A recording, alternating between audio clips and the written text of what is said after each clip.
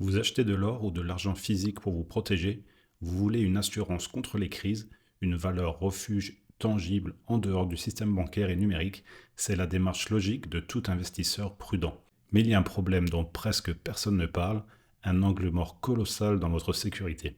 Avez-vous conscience que l'acte d'achat lui-même pourrait vous mettre une cible dans le dos? Rappelez-vous, en 2020, il y a eu un grand piratage de l'entreprise Ledger.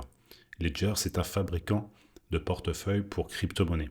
Il y a eu plus de 270 000 adresses physiques, noms et numéros de téléphone de clients qui se sont retrouvés en libre accès sur le dark web.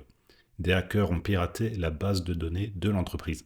La conséquence, ça n'a pas été virtuel. Des familles ont subi des extorsions, des menaces de mort au téléphone et de véritables séquestrations à domicile par des criminels qui savaient exactement où ils habitaient et ce qu'ils possédaient. C'est ce qu'on appelle l'attaque à la clé à molette. Aujourd'hui, je vais vous démontrer que le marché des métaux précieux en France présente exactement le même risque systémique. Pour acheter de l'or chez un professionnel, vous êtes obligé par la loi de donner votre carte d'identité. Vos données sont stockées. Que se passe-t-il si cette base de données est piratée?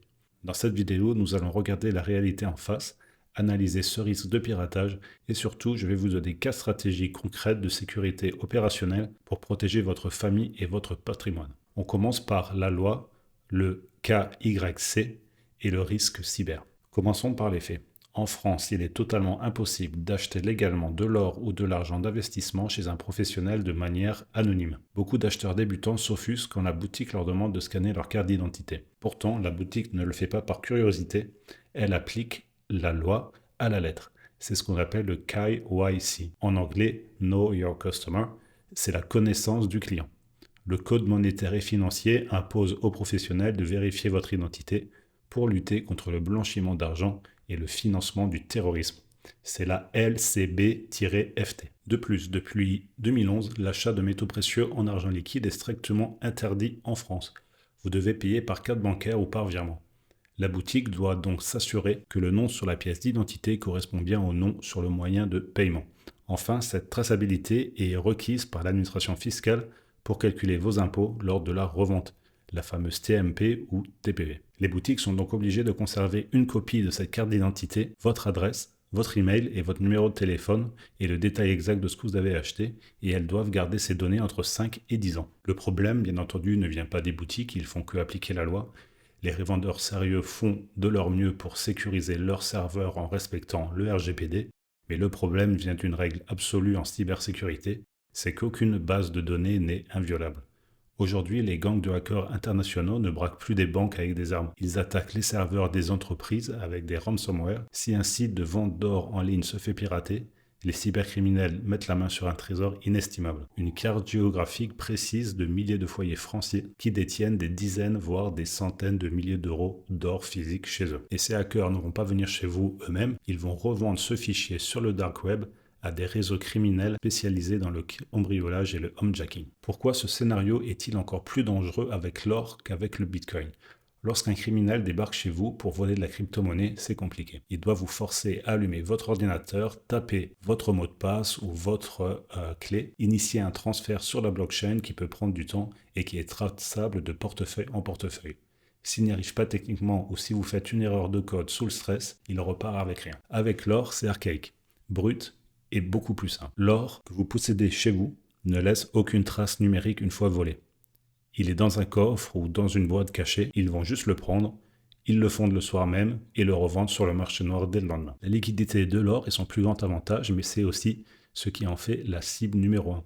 Si vous donnez fuite, vous perdez la première et la plus importante de vos défenses, le secret. La discrétion, vous donnez une cible qualifiée. Les cambrioleurs savent que vous n'êtes pas une maison au hasard, ils savent que le butin vaut le risque. Les 4 stratégies pour diminuer les risques. Alors que faire? Puisqu'on ne peut pas acheter de manière anonyme en France, il faut agir sur ce qu'on contrôle, la sécurité opérationnelle. Voici 4 stratégies concrètes pour neutraliser les conséquences d'une potentielle fuite de vos données personnelles. La stratégie numéro 1, la plus radicale, ne stockez pas l'or chez vous. Si une base de données est piratée et que votre adresse circule, la meilleure défense est que l'or ne s'y trouve tout simplement pas. Vous avez 2 options, le coffre en banque classique ou les sociétés de gardiennage privées. Je vous déconseille les banques car en cas de crise systémique ou de fermeture des guichets, vous n'aurez plus accès à votre or. Privilégiez les coffres privés gérés par des sociétés spécialisées qui stockent vos métaux dans des zones ultra sécurisées. Bien entendu, les désavantages, ça coûte de l'argent, il y a des frais annuels et vous n'avez pas le métal à portée de main immédiatement. Stratégie numéro 2,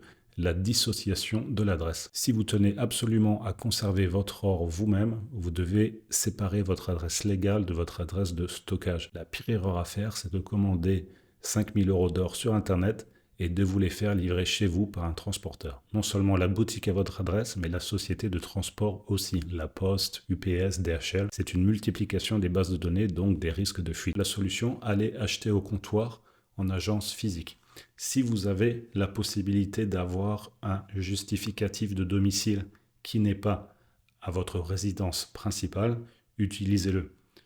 Cela ne va pas poser de problème pour les revendre plus tard parce que ce qui compte, c'est d'avoir le nom et le prénom et une adresse. Bien entendu, quand vous achetez de l'or, si vous allez attendre 20 ans pour pouvoir bénéficier d'une meilleure taxation, les impôts ne vont pas regarder votre adresse parce que vous allez pouvoir avoir déménagé pendant ces 20 ans. Donc, si vous pouvez avoir un certificat de domicile qui ne correspond pas à votre domicile réel, utilisez-le. Ensuite, si vous pouvez, aller vous-même en boutique, achetez le métal, prenez-le avec vous et une fois sorti de la boutique, la base de données ne sait pas où va l'or. Vous pouvez le cacher chez vous, vous pouvez le cacher dans un coffre sécurisé, mais personne ne va le savoir parce que l'or ne sera pas directement livré chez vous. La stratégie numéro 3, c'est d'utiliser un faux coffre. C'est un principe de sécurité fondamental. Imaginez que vous n'avez pas le choix, votre or est chez vous, vous n'avez pas accès à un autre justificatif de domicile, vous ne souhaitez pas louer un coffre sécurisé dans une société privée. Si des individus rentrent chez vous et exigent votre métal sous la menace, qu'allez vous faire? Il faut donc leur donner ce qu'ils veulent. Qu'est-ce qu'ils veulent? Ils veulent de l'or. Et bien entendu, vous allez leur en donner pour vous protéger, mais pas tout. Achetez un petit coffre bas de gamme à 100 € ou 80 € chez Leroy Merlin. Installez-le dans un endroit évident, comme la chambre parentale ou un bureau. Mettez-y 200 ou 300 € en liquide et quelques pièces d'argent et éventuellement 1 ou 2 Napoléons. Alors effectivement, perdre 1 ou 2 Napoléons, ça fait jamais plaisir, mais vaut mieux perdre ça que de perdre l'ensemble de son stock d'or et d'argent.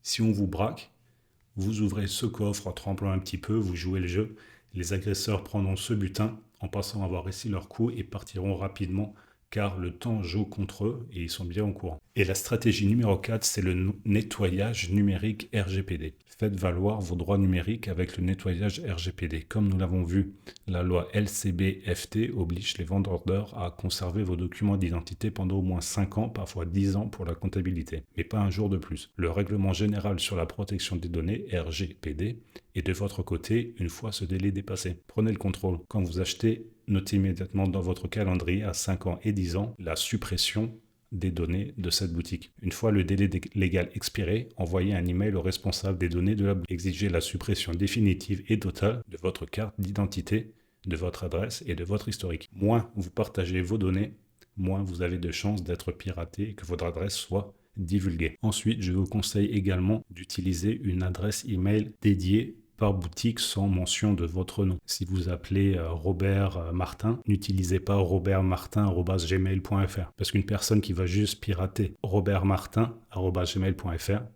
pourra ensuite, via des recherches particulières, éventuellement trouver votre adresse. Concernant ces problèmes de RGPD, vous savez que c'est quelque chose de très strict. Sur notre site internet encore.fr, je vous mets d'ailleurs le lien en description, vous allez pouvoir trouver un modèle de lettre que vous pouvez envoyer aux boutiques sur lesquelles vous avez acheté des métaux précieux pour leur demander si elles respectent vraiment les conditions du RGPD et si ce n'est pas le cas, pour leur demander une suppression de vos datas, de votre adresse et de votre carte d'identité.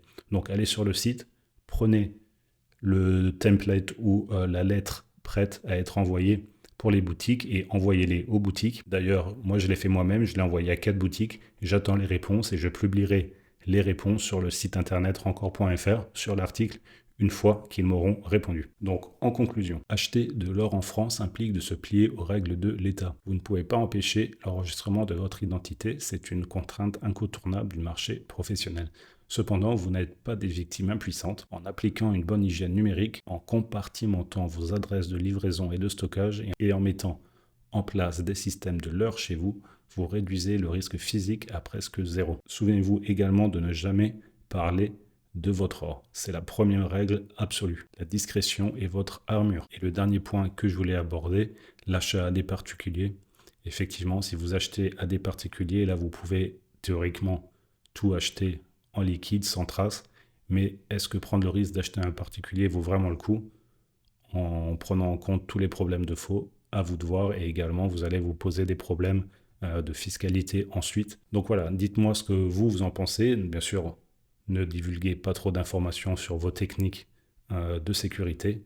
S'il y a quelque chose que vous faites, que vous souhaitez partager avec tout le monde, n'hésitez pas à le noter dans le commentaire et rendez-vous sur le site rancor.fr pour trouver la lettre que vous pouvez envoyer aux boutiques pour leur demander ce qu'ils mettent en place pour protéger vos données.